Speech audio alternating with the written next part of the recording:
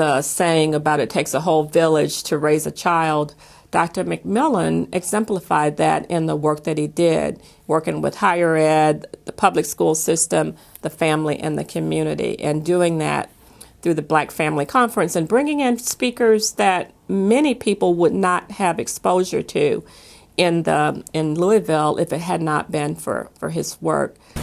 Every time I was down at the Urban League and it was a program dealing with the children, he was there. Dr. Mack was also a very strong force in our community in unifying the Black family. Dr. McMillan has taught me a great deal about the Black family, learning about different scholars that have presented at the conference. The Black Family Conference will be an institution of merit. I think that's a great contribution because that in itself has brought some of the brightest Black minds in the country to Louisville. Some of the greatest scholars to talk about how we can establish models and theories and practical applications for what we know about us. Dr. Joseph McMillan is responsible for introducing a number of scholars to the Louisville community and the Black Family Conference. Some of those scholars were Jawanza Kunjufu, Malana Karinga, Dr. Naeem Akbar, Queen Mother Moore, Barbara Sizemore, Dr. Janice Hill, just to name a few. And those individuals have added to the quality of the conference. I can't say enough about what the Black Family Conference has meant to me, but in particular this community and the opportunity to network and see entrepreneurs get their products sold and information pushed to young people and legacies be set by families where you have children of other individuals who've been to the family conference. So it's so much to say about Dr. McMillan. The Black Family Conference is just one of his many contributions and achievements in this city. The years of commitment to education is just one facet of Dr. McMillan. We got to know him through the West Louisville Boys Choir's participation in the Black Family Conference, where we had the opportunity to perform for at least 4 consecutive years. Dr. Mack loved good music, and it was obvious by the way he entreated our young men. Over the years, the Black Family Conference has been vital to the Housing Authority as it relates to its outreach effort in interesting families or parents in their full participation with their children. That input into our population has made a big difference in the way that our residents perceive themselves and how they relate to their children and how important they are to the community that we live in and the role that they need to play. While some people advanced because of affirmative action and open door and opening the door in various fields, many of us have suffered. And the problem is those people who advanced have not reached back and grabbed those people who are down. So we don't have that zeal and zest that the people back in the 30s and 40s had in the community, where they said everybody's got it. If the ship is going to sail, it'll only sail with everybody on it. But I'd like to see the conference helping those people develop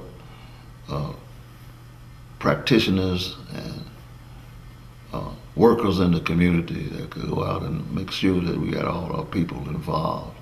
I'd like to see it grow to the point where, it's not a little small gathering of people at the Holiday Inn, but a large group of people who may not even go to a Holiday Inn, just getting together, coming together, and helping to solve our problems together.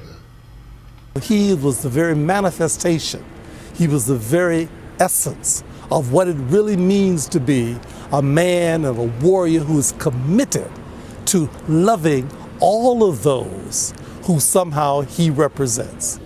Dr. McMillan organized a group of Black professional men at that particular time, and they created the Tawassee Athletic Association. And that association was responsible for caring for young black athletes. They took us to trips to colleges and universities around the state. Now let me tie this back to Michigan State University. Our first trip was in the fall of 1957 to Michigan State University, and our first stop was at the Student Union building where we had breakfast. 16 years later, because of Dr. McMillan, I was hired on the faculty at Michigan State University, and my office was located in the Student Union building. Every day I went to work, I was reminded of Dr. McMillan and the Tawassee Athletic Association that watched out for us, little underprivileged children that he saw potential in. Dr. Mac's influence, it started way before he met me. He touched my grandfather, my father. He also was my mother's professor. And when he brought me into the Street Academy, it transformed my life. My relationship with Dr. McMillan started as an undergraduate at the University of Louisville. I was in one of his education classes, and it was profound because he always talked about what he was going to do when he got through being a teacher at U of L. He was going to start a program for black young men. And so that kind of stuck with me, and he said, if I ever start one, I'd like for you to come along. And that was probably 30, 40 years ago. At the Street Academy, he called me and said he had to start in the Street Academy and that he had chosen me. And I felt privileged because this was someone that I highly respected and I really loved. And so when he said that, it made me feel special. That's what Dr. McMillan kind of did. He made everybody feel like you were really special. One thing about the Street Academy that I love, and that's the reason I've been working so hard there, is that we got young black men teaching young black men. And it's the first time some of those kids have had a black man teacher. We have to be able to dismantle, totally dismantle that school to prison pipeline.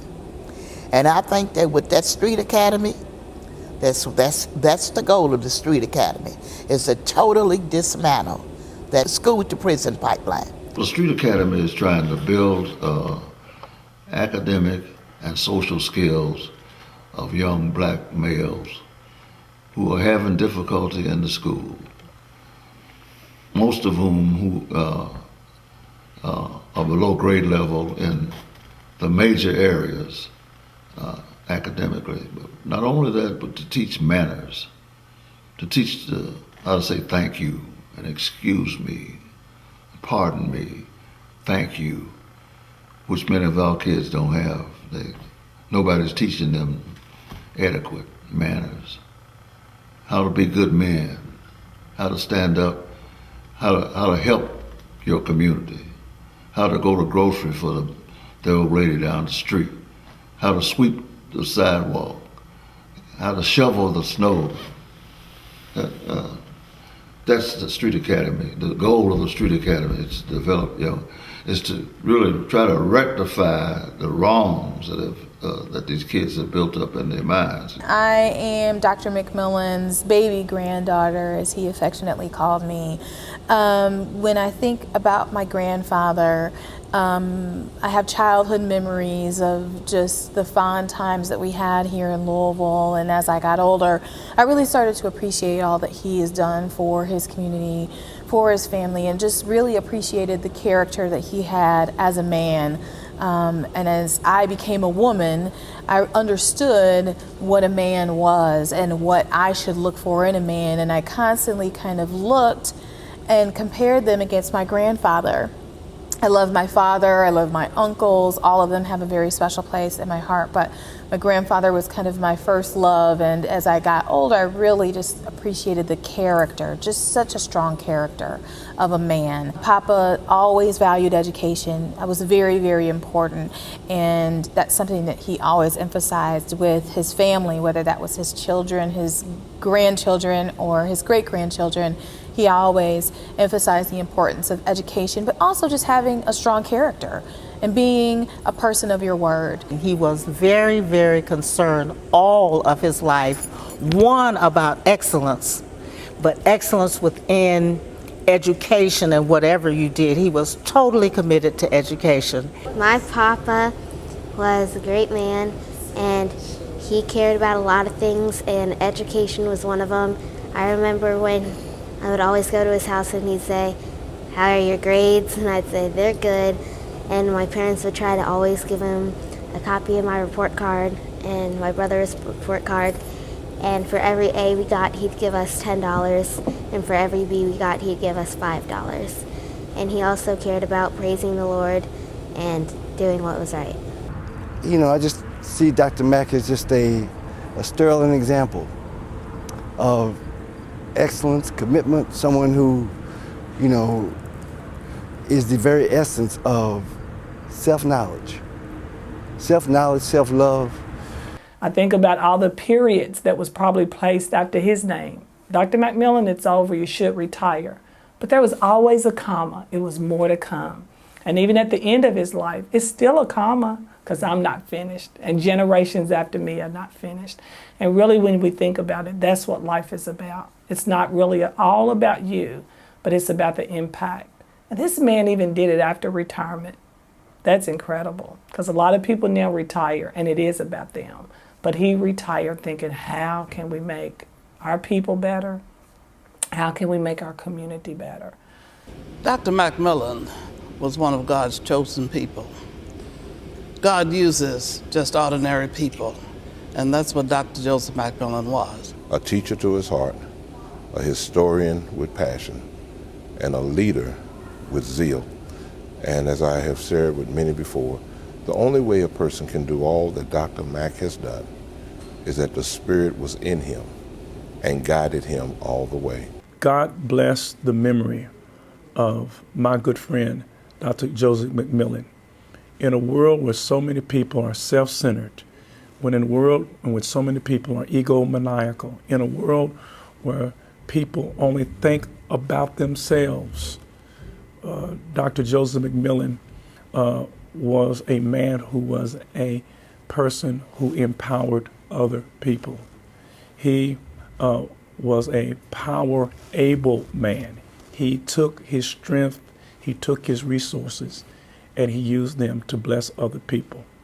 Martin Luther King said that at his funeral he wanted one song sung, and that song was, "If I can help somebody as I pass along, if I can cheer someone with a word of song, if I can show someone that they're traveling wrong, then my living shall not be in vain." Dr. McMillan's living was not in vain, and now he joins the great heavenly host, cares all past, home at last, ever to rejoice. God bless you, Dr. Mack.